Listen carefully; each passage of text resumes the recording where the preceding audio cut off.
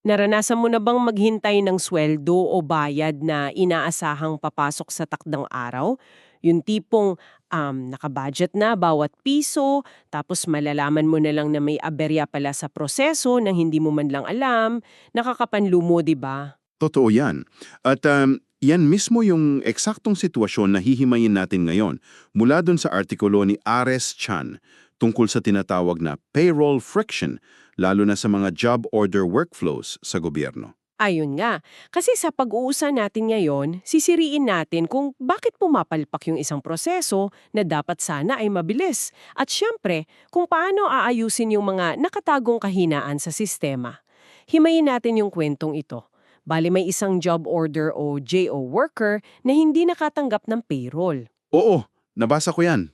Binalik pala yung papeles niya dahil may kulang daw na work from home accomplishment report. Mismo. At ang pinaka-interesante dito, yung mismong paghingi ng dokumento, hindi yun yung naging problema eh. Ang issue ay kung paano ito hinawakan ng sistema. Kasi walang kakayahan yung empleyado na makita yung nangyayari sa papeles niya. Kumbaga, isipin mo ganito yan eh. Umorder ka ng pagkain online, di ba? Nakasulat sa app, delivered na. Kaya naman abang na abang ka sa pinto, pero wala namang pagkain na dumating. Ang ganda nung halimbawa na yun.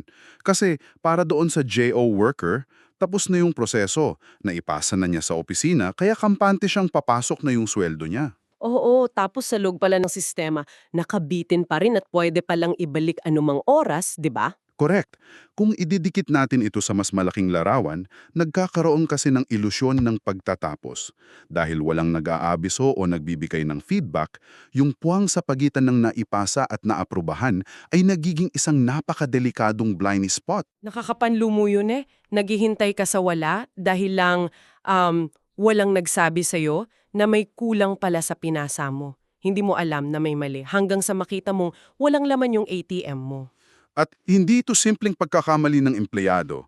Ang pinakaugat talaga nito ay bulag yung mismong sistema natin. Kapag naipasa mo na yung dokumento, wala nang paraan para makita kung nasaan na ito. Wala kang real-time visibility. Kaya pala bulag. Kasi umaasa lang yung sistema sa tinatawag na passive discovery. Tama? Oo, ganun na nga. Ibig sabihin, malalaman mo lang na may mali kapag ikaw na mismo yung nagkalkal o nagtanong dahil nagtaka ka kung bakit wala pang pumasok na sweldo. Tama ka dyan. At kaya rin bulag kasi hindi nag-uusap-usap yung magkakaibang opisina na humahawak ng papeles.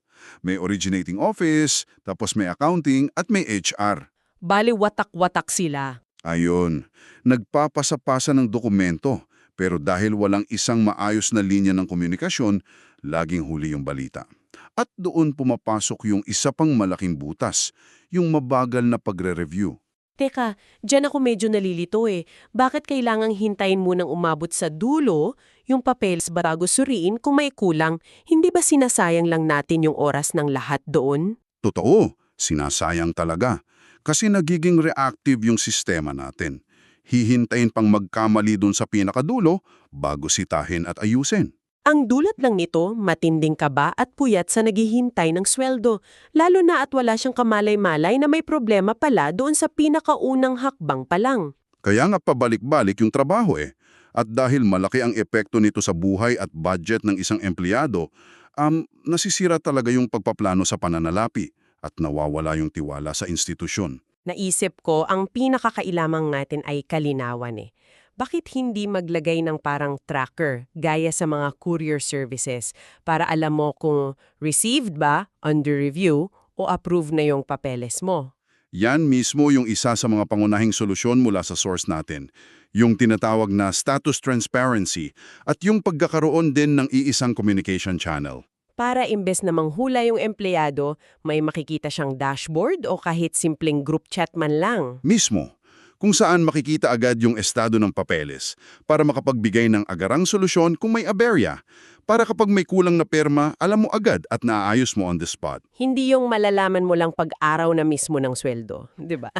Kasi huli na ang lahat. Tumpak. At para mas mapabilis pa, iminumungkahi rin na ilipat yung mismong pag-review sa unahan ng proseso. Gumamit ng malinaw na checklist bago pa man tanggapin yung dokumento mula sa JO worker. Parang nahaharang na agad yung kakulangan habang kaharap pa yung empleyado? Oo, ganun nga. Kasabay nito, kailangang magtagda ng malinaw na turnaround standards o oras kung kailan dapat matapas yung bawat hakbang. Kung susumahin natin ang lahat ng ito, hindi lang pala tayo nagmamadali para bumilis yung trabaho. Ang pinupuntirya talaga natin dito ay predictability. Ayun, predictability, yung kapanatagan ng luwad ng empleyado na papasok yung sweldo niya sa araw na inaasahan niya. Ang bilis kasi, walang silbi yan kung walang predictability eh. Oo nga naman. Kasi yung isang sistema na nagpoproseso nga ng papeles, pero hindi nakikipag-ugnayan sa tao ay isang sistemang hindi kumpleto. Kaya yung tunay na problema rito ay hindi yung mismong pagbalik ng payroll, kundi yung pagiging invisible ng issue hanggang sa matuklasan mo na lang ng aksidente. At kapag yung responsibilidad ay ipinapasa pababa sa mga empleyado nang walang katumbas na suporta o kalinawan mula sa sistema, yung bigat ay napupunta talaga sa balikat ng manggagawa. Imbes na sa mismong workflow sana. Balik tayo sa halimbawa natin kanina. Akala mo parating na yung in-order mong pagkain, yun pala ni hindi man lang umabot sa kusina. At ikaw pa yung naiwang nagugutom at balisa. Ang sakit nun. Kaya iwanan kita ng tanong na ito. Sa iyong sariling trabaho o industriya, saan mo nakikita yung pabigat na ito? May mga sitwasyon ba kung saan ikaw yung sinisisi sa kapalpakan ng isang sistemang hindi mo naman kontrolado? Pag-isipan mo yan.